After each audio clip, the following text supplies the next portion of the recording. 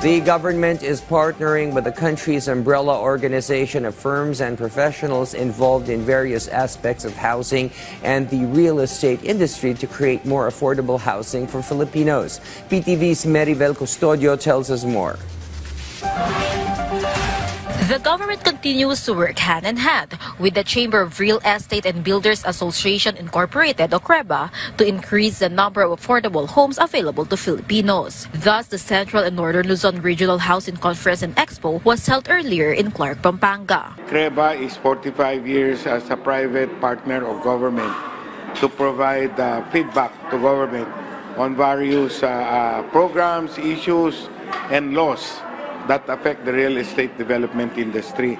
This initiative also supported by those from private sectors and government agencies as well, including the Department of Human Settlements and Urban Development, or DSUD, and the Pag-ibig Fund.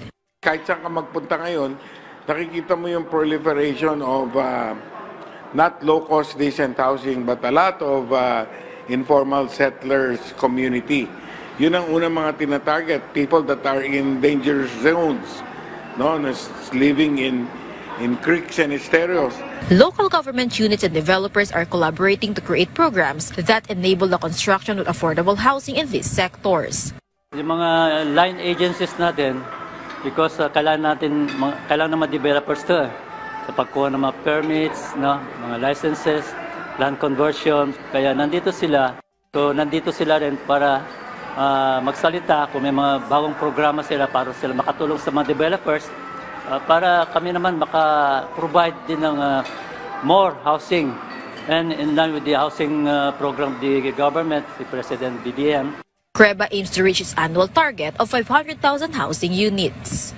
As early as 2021, we have already issued DAR Administrative Order number 3, series of 2021, and as amended by DAR Administrative Order number 3-A 2021. Those issuances lessen the requirements for the applications and grant of application for conversion.